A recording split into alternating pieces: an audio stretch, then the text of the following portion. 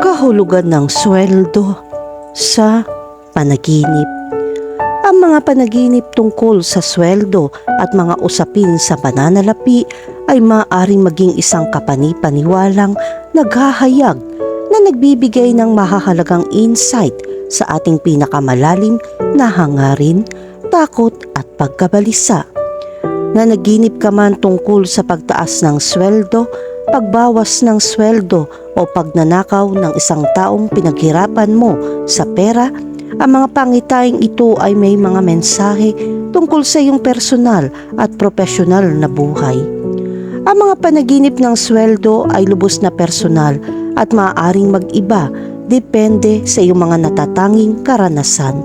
Ang mga panaginip tungkol sa pera, pananalapi at mga sweldo ay laganap at kadalasan ay maaaring magpahayag ang mga ito tungkol sa iyong nararamdaman. Ang mga panaginip tungkol sa sweldo ay maaaring magkaroon ng iba't ibang kahulugan. Narito ang ilang mga pangunahing punto na dapat isaalang-alang kapag binibigyang kahulugan ang isang panaginip tungkol sa sweldo. Una, ang pagtanggap ng sweldo.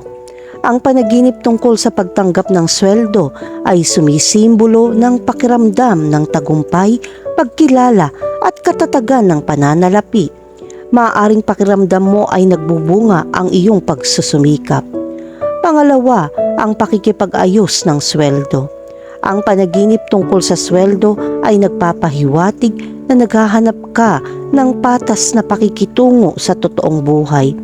Maaaring pakiramdam mo ay kulang ang halaga o kulang ang bayad at gusto mong igiit ang iyong sarili na makuha ang nararapat sa iyo. Pangatlo, hindi tumatanggap ng sweldo. Kung nanaginip kang hindi makatanggap ng sweldo, maaaring magpahiwatig ito ng takot sa kawalan ng katatagan sa pananalapi o kawalan ng kapanatagan. Maaaring nag-aalala ka tungkol sa pagkawala ng iyong trabaho o pagharap sa isang krisis sa ekonomiya.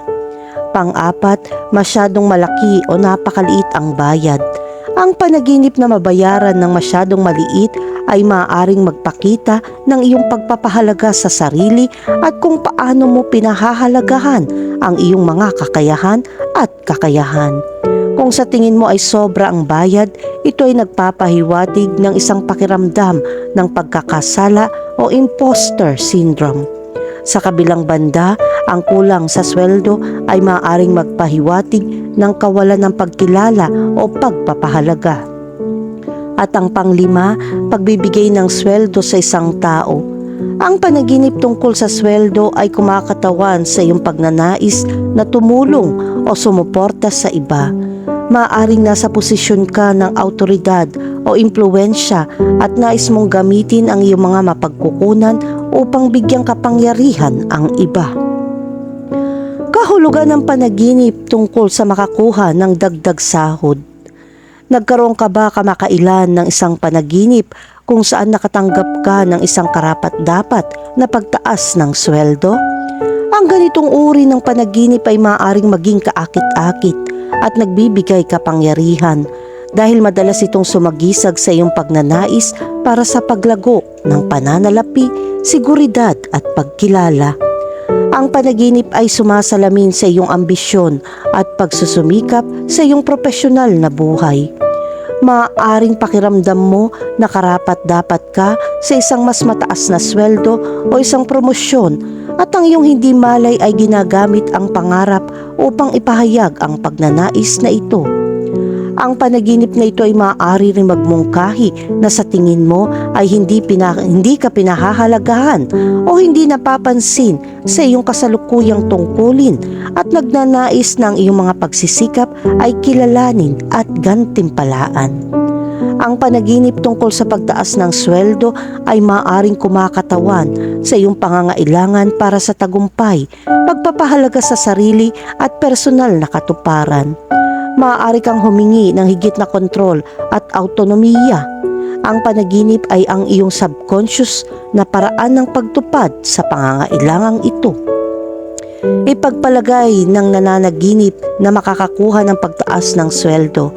Sa kasong iyon, ito ay isang mahusay na oras upang magkaroon ng isang matapat na pakikipag-usap sa iyong taga-pag-empleo tungkol sa iyong pagganap at ang posibilidad ng isang promosyon o pagsasaayos ng sweldo. Kahulugan ng panaginip tungkol sa bawas na sweldo. Habang ang isang panaginip tungkol sa pagtaas ng sweldo ay maaaring maging kapanapanabik, ang isang panaginip tungkol sa isang pinababang sweldo ay maaaring nakakabagabag at nakakapukaw ng pagkabalisa. Ang panaginip na ito ay maaaring magpakita ng iyong mga takot at kawalan ng katiyakan tungkol sa iyong katatagan sa pananalapi at seguridad sa trabaho. Maaaring ipakita ng panaginip ang iyong mga alalahanin tungkol sa posibilidad ng pagbawas sa sweldo, pagtanggal sa trabaho o pagbagsak ng ekonomiya. Maaaring nag-aalala ka tungkol sa iyong kakayahan mapanatili ang iyong kasalukuyang pamantayan ng pamumuhay o magbigay para sa iyong mga mahal sa buhay. Ang panaginip na ito ay maaari rin magmungkahi na nakaramdam ka ng labis na mga obligasyon sa pananalapi o paghihirap upang matugunan ang mga pangangailangan. Ang panaginip tungkol sa isang pinababang sweldo ay maaaring sumagisag sa pagkawala, kawalan ng kontrol o takot sa pagkabigo. Maaaring nakikipagbuno ka sa mga pakiramdam ng kakulangan o pagdududa tungkol sa iyong mga kakayahan at ginagamit ng iyong subconscious ang panaginip upang iproseso ang mga emosyong ito. Ang pagsusuri sa iyong kasalukuyang sitwasyon sa pananalapi ay mahalaga. Pag-isipang gumawa ng mga productive na hakbang upang mapabuti ang iyong seguridad sa pananalapi tulad ng paggawa ng budget, pagbabawas ng mga gastos o paggalugad ng mga bagong daloy ng kita. Samantalang ang pagtugon sa anumang pinagbabatayan na damdamin ng kawalan ng kapanatagan o pagdududa sa sarili ay maaaring nag-aambag sa mga panaginip na ito na pumupukaw ng pagkabalisa. Kahulugan ng panaginip tungkol sa isang tao na nagnakaw ng iyong sweldo. Nagkaroon ka na ba ng panaginip kung saan ninakaw ng isang tao, katrabaho man, miyembro ng pamilya o estranghero ang iyong pinaghirapang sweldo? Ang panaginip na ito ay maaaring maging lubhang nakababalisa at nagbibigay sa iyo ng pakiramdam na nilabag, galit at walang kapangyarihan. Ang panaginip ay maaaring sumasalamin sa iyong mga takot tungkol sa pananalapi o pagnanakaw sa iyong personal o profesional na buhay. Maaaring nag-aalala ka tungkol sa isang tao na sinasamantala ka o manipulahin ang iyong mga pananalapi para sa kanilang pakinabang. Ang panaginip na ito ay maaari rin magmungkahi ng isang pakiramdam ng pagkakanulo o kawalan ng tiwala sa mga nakapaligid sa iyo. Ang mga panaginip tungkol sa isang taong nagnanakaw ng iyong sweldo ay maaaring sumagisag ng isang mas malalim na pakiramdam ng kahinaan o isang takot na mawalan ng kontrol. Pag-isipang protektahan ang iyong mga pananalapi gaya ng pagsusuri sa iyong pagbabangko at mga hakbang sa seguridad o pagtatakda ng mga hangganan sa mga partikular na individual. Gayon din, maaaring makatulong ang pagtugon sa anumang pinagbabatayan na issue sa pagtitiwala o pakiramdam ng kawalan ng kapangyarihan na nag-aambag sa mga nakababakalang panaginip na ito. Kahulugan ng panaginip tungkol sa paggastos ng iyong sweldo. Nagkaroon ka na ba ng panaginip kung saan ginagastos mo ang iyong pinaghihirapang sweldo ng labis o hindi inaasahan? Ang ganitong uri ng panaginip ay maaari maging kapanapanabik at nakakabagabag dahil maaari itong magbunyag ng mga pananaw sa iyong mga gawi sa paggastos, prioridad at pagnanais. Sinasalamin ng larawang ito ang iyong pagnanais para sa kalayaan sa pananalapi, pagpapahayag ng sarili o indulhensya.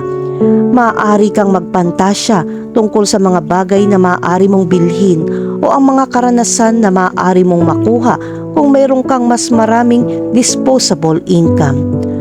Ang panaginip na ito ay maaari rin magmungkahi na nakakaramdam ka ng kakulangan o kawalan sa iyong kasalukuyang sitwasyon sa pananalapi.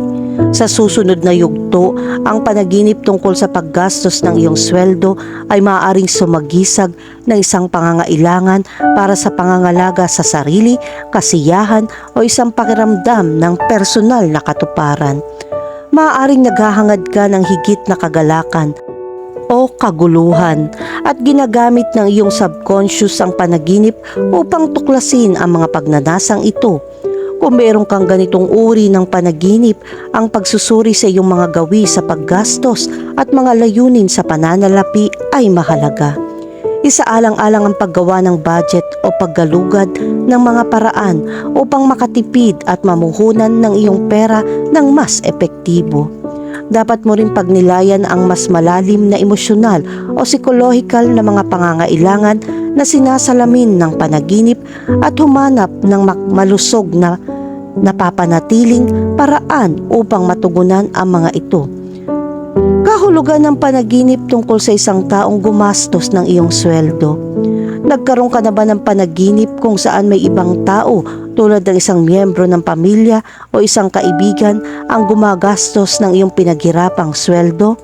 Ang ganitong uri ng panaginip ay maaaring nakakabagabag na nagpapakita ng mga damdamin ng kawalan ng kontrol, sama ng loob o isang pakiramdam na sinasamantala.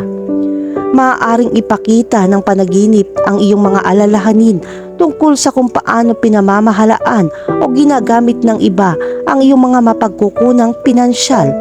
Maaari rin ito magmungkahi ng pakiramdam ng kawalan ng kapangyarihan o kawalan ng autonomiya sa iyong paggawa ng desisyon sa pananalapi. Maaaring nararamdaman mo na ang mga hinihingi o inaasahan ng iba ay nakompromiso ang iyong kagalingan sa pananalapi at ginagamit ng iyong subconscious ang panaginip upang iproseso ang mga damdaming ito. Kung meron kang panaginip na ito, oras na upang suriin ang iyong mga relasyon at mga hangganan sa pananalapi. Isaalang-alang ang pagkakaroon ng bukas at tapat na pag-uusap tungkol sa iyong mga pangangailangan at sa pananalapi at mga inaasahan sa mga tao sa iyong buhay. Makakatulong kung tuklasin mo ang mga paraan upang magkaroon ng mas aktibong papel sa pamamahala sa iyong mga pinansyal na gawain. At pagtiyak na ang iyong mga mapagkukunan ay naayon sa iyong mga halaga at layunin. Kahulugan ng panaginip tungkol sa pagtanggap ng maling halaga ng sweldo. Nagkaroon ka na ba ng panaginip kung saan nakatanggap ka ng sweldo o sweldo na malaki ang pagkakaiba sa iyong inaasahan? Ang ganitong uri ng panaginip ay maaaring nakakabagabag na nagpapakita ng kawalan ng katiyakan sa pananalapi, pagkalito o kawalan ng kontrol. Maaaring ipakita ng panaginip ang iyong mga alalahanin tungkol sa katumpakan ng iyong payroll o pagiging maaasahan ng iyong kita. Maaaring nag-aalala ka tungkol sa posibilidad ng isang pagkakamali o pagkakamali sa iyong kabayaran na maaaring makabuluhang makakaapekto sa iyong pinansyal na kagalingan. Ang mga panaginip tungkol sa pagtanggap ng mga maling halaga ng sweldo ay maaaring sumisimbolo ng isang pakiramdam ng kawalan ng kapanatagan o kawalan ng tiwala sa iyong sitwasyon sa pananalapi. Maaaring nakikipagbuno ka sa mga damdamin ng kahinaan o isang takot sa hindi alam. Ginagamit ng iyong subconscious ang panaginip upang iproseso ang mga emosyong ito. Isaalang-alang ang pagkakaroon ng bukas at tapat na pakikipag-usap sa iyong employer o financial advisor tungkol sa iyong kabayaran at anumang alalahanin. Samantala, tuklasin ang mga paraan upang mapataas ang iyong kaalaman sa pananalapi at magkaroon ng mas aktibong papel sa pamamahala ng iyong mga pananalapi na makakatulong upang maibsan ang mga pakiramdam ng kawalan ng katiyakan at kawalan ng kontrol.